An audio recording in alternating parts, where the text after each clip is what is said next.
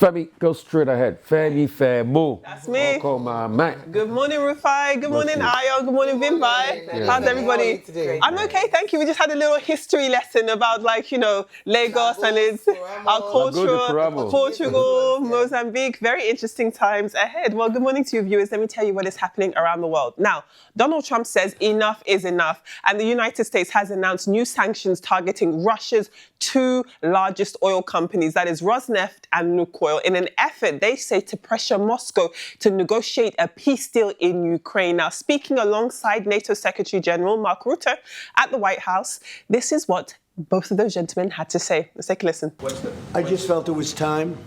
We've waited a long time. I thought that we'd go long before the Middle East. Do you have a timeline for when you think this war is going to be over because of your leadership? No, I don't have a timeline. You can't have in war, it's hard to have a timeline.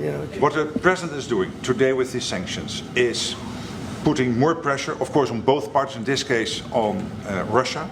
It's all about changing the calculus, making sure that Putin understands that the president's vision this weekend of having a ceasefire, stop where they are, as you literally said, that this has to be step one now.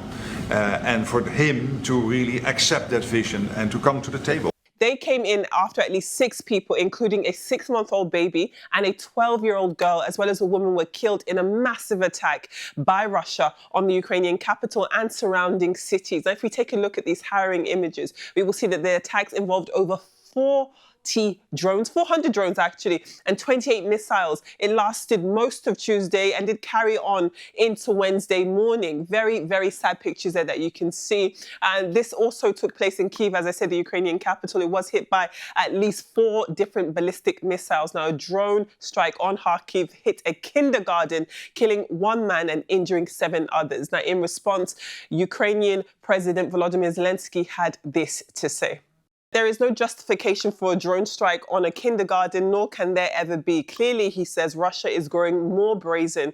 These strikes are Russia's spit in the face to everyone who insists on a peaceful resolution. Thugs and terrorists can only be put in their place by more force. That's what he had to say with a few snapshots of those harrowing images on the street there.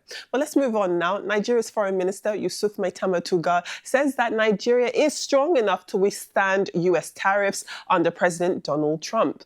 Now, he was speaking at the Reuters Next Gulf Summit in Abu Dhabi, and there Tugar defended Nigeria's independent foreign policy and growing economic ties with China as well as other Gulf states. Tugar went on to talk about Nigeria's large market and diversified partnerships, and how he thinks it's making it less vulnerable to protectionist measures, insisting that Nigeria will continue to make decisions in its best interest. Now, he also highlighted that Tinubu's administration reforms it's supposed to attract investment, boost industrialization, and expand gas exports. Let's take a listen to what the Foreign Minister had to say. There's a tendency to take a Minecraft approach to Africa. It's not a game, and we are not infants. We know what is good for us, what's in our interest, so we don't need to be protected. We can protect ourselves when we're dealing with China. China's Belt and Road Initiative is good for Africa. It is something that is already benefiting countries like Nigeria, the linkages, and we are looking towards achieving similar results with Europe, with the Global Gateway Initiative, and of course other partners, the US, India, Brazil. We're doing a lot. We have a strategic partnership with Brazil as well. So, China is doing a lot, and we're partnering, and we have laws, we have regulatory frameworks in different sectors. Well, that was Minister of Foreign Affairs, Yusuf Maitama Tugar, speaking in Abu Dhabi. And from him, we're going to continue into our newspaper review, because we are still talking about Yusuf Tugar. His comments do represent a lead story on today's edition of This Day. Now, This Day does, as I said, lead with the Foreign Minister, Yusuf Tugar's remarks at the Reuters Club Summit in Abu Dhabi. A story which we, as you already know, we featured in our World Brief segment, where he defended Nigeria's strategic autonomy and push for global partnerships. The paper also goes on to report that the federal government has unveiled a new Treasury receipt initiative to enhance transparency and boost revenue tracking in this country.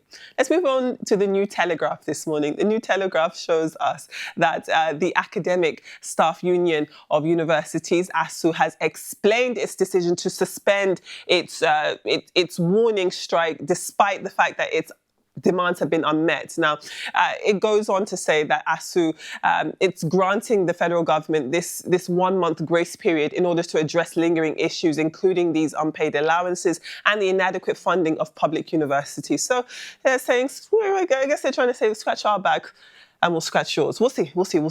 Let's move on to a double whammy. Let's take a look at the Daily Trust and the Daily Sun. Now, both of these papers today look on electoral matters. Now, the Daily Trust, for example, does report that the Senate is proposing a bill to make the electronic transmission of election results mandatory. Now, this is a move aimed at improving transparency as well as curbing manipulation during elections. Similarly, if you take a look at the Daily Sun this morning, it does also echo calls for the Independent National Electoral Commission, INEC, to prove that recent polls were free of rigging, reflecting growing parliamentary scrutiny of Nigeria's electoral process. Now, the Daily Times this morning does go on to report that the House of Representatives has resolved to investigate this $460 million Chinese loan-funded CCTV project in Abuja amid concerns that insecurity in the Federal Capital Territory continues to soar despite this investment. Let's move on to The Punch. The Punch does report that security agencies in the southwest and north central regions of Nigeria have been placed on high alert following intelligence warnings of possible ISWAP attacks.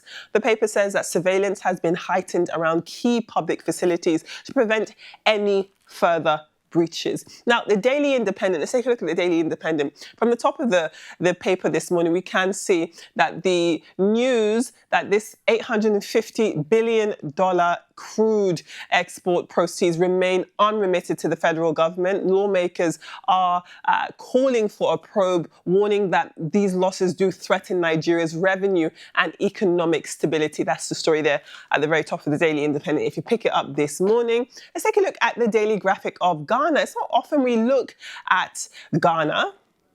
And they do have a controversial lead story today. So what they're saying is that they're leading with this revelation by Ghana's Auditor General, who has uncovered a 78.2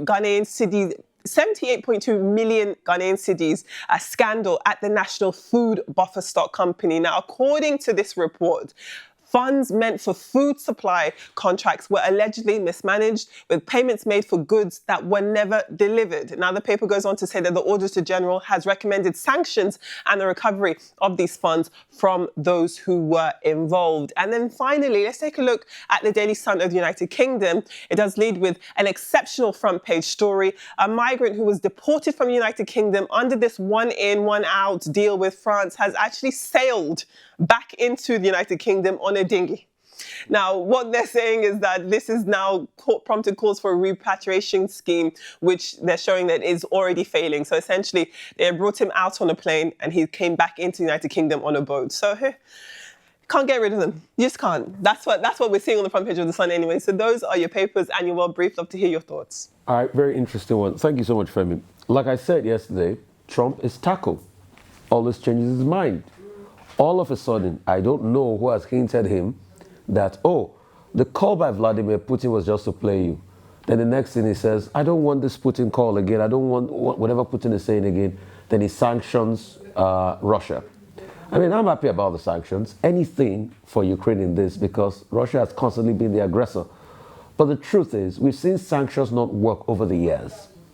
So when you sanction Gazprom and the likes, these people are using shadow companies and shadow ships to be able to take the crude oil out that you cannot still trace to them. So they still get the money in one way or the other. What we should do now is how can we bolster Ukraine? Look at that dastardly attack by Russia, killing the kindergarten. Very sad. What they should do, and I know they've been talking about it, is to be able to get some funding for some of the Russian money stacked abroad to be able to buy a weapon for Ukraine and give them Tomahawk so that they can fight effectively. And you see, this is tackle in and tackle out. It's causing a lot of problems. Exactly what is happening in the Middle East now. Today, the fightings that you're having on ground now is still continued by the Israeli army, and in some respect, the Israeli government partnered with some clans in Palestine, in Gaza, to fight against the normal Palestinians before and the Hamas group. Those are the people Hamas are now fighting now. So you have fights going on two fronts. Then the next thing you're trying to have a multilateral force where you are bringing the British in. I hear some British troops are going to be deployed to that region. Are you going back to the mistakes we made in Kosovo? I mean, Vibai can tell you about those mistakes. They're there. It doesn't solve the problem. So what you need is, let's return these people to a path of peace. And the path of peace will be the two-state solution. Just the other day, Israelis killing people in the West Bank, yes, and collecting their land. So it has shown that this Trump idea is not going to work. And as regards the probe, I think the National Assembly, if they want to also probe, please, they should also go back in time and also probe how much was spent in the subsidy scandal. I have news for them. If they want to probe the 460 million, let them probe what was spent in the subsidy scandal. Let them also go back in time and probe companies that collected subsidy from money before we had the Ike Mokwede reports. So there's enough probe to go around. Let's even probe ourselves to the essence of this country. The story you brought forward as regards the 850 billion unremitted fund, that's why I keep saying the approach should not be overtaxing the citizens. It should be ensuring accountability in collecting the monies that need to be collected by the government and deploying them to projects that will help the people.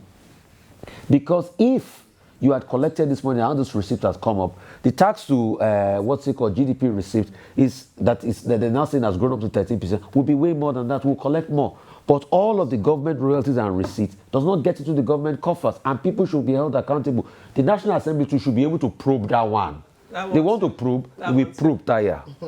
But in line with the probing, I know that the lawmaker from Niger yesterday had raised concerns around that Bida Ajay Lapai Diko highway, saying that a number of times in during previous administrations, contracts have been awarded to fix that road. That's the road where that explosion happened, yes, where over 30 people have been killed, yes, more injured, and we're seeing the death tolls, unfortunately, rise. I think we gave an update on that this morning in terms of the numbers. And so when we're talking about probe, and just also talk about the consequences of corruption, because if money had been awarded or contracts have been awarded for that road to be fixed again and again and nothing had been done, perhaps if it had been done, we wouldn't see the number of lives that have been lost today and others that have been lost in the past, because as lawmaker described, I think it was Honorable Abdullahi, that road is a death trap. And so in probing and investigation, I'm hoping that they would also probe that, but also even furthermore is to prevent. That's what we're asking for. People don't have to die for us to begin to ask for us to investigate how much money was spent or the contracts that were awarded.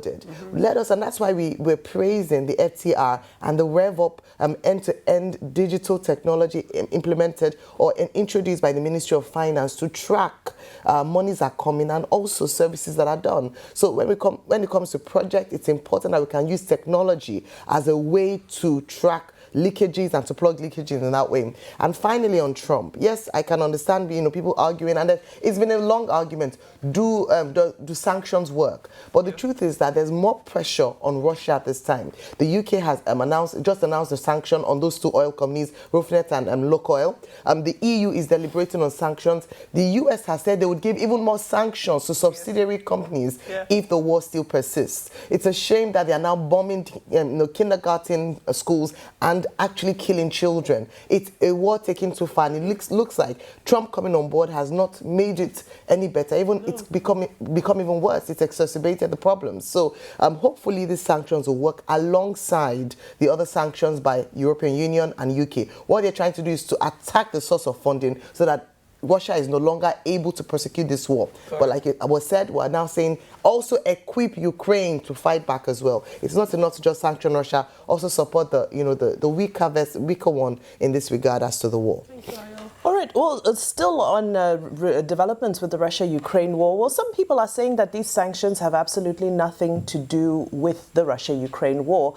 because we know that Russia just pledged its support to Venezuela. Putin pledged to give Nicolas Maduro 5,000 land-to-air missiles. We know what's currently going on with the tensions between Venezuela and the United States, and the attacks happening in the waters, the alleged attack of drug smugglers and drug boats and all of that. Yeah. There's actually a mini war happening off the coast of Venezuela that's not getting a lot of attention. And if you have Russia pledging support for Venezuela, that makes it more difficult for the United States and all of their ambitions they have with accessing Venezuela's oil. So it comes down to that. But in essence, it's symbolic. Russia has been under sanctions for several years now, and they've perfected the art of sanctions busting. How have they done that? Because they've been blocked from the SWIFT system, they're now using Enbridge. They've strengthened BRICS's ecosystem as well. So you find that Russia's biggest trading partners, China, India, for example, where oil is concerned, don't even need to trade in US dollars. They don't even need to be on the SWIFT system because of what they've built through BRICS. So this is largely more of a diplomatic sign of aggression, that we would say, from Donald Trump, because he had sworn that sanctions, in his opinion, would mean an end of diplomacy. So this is more of body language to say, I'm really mad at you. I know that this probably won't really impact you, but I want you to know I'm serious. So let's see how Putin responds to that. And just as we round up, I know we're throwing to break now, I just wanted to say, to chime into everything that Rufai and Ayo said with regards to, probes, the launch of the FTR and all of that. Yes. All of this is meaningless if we don't embolden EFCC to be able to do what they need to do and strengthen the judiciary to also be able to follow up. Because what happens, okay, if we capture everything digitally, wonderful. If we do the probes and we find out that money was taken away, someone is guilty, great. What happens next? So that's just my question. I believe our time is up, but thank you so much, Adefemi Akinsoyo.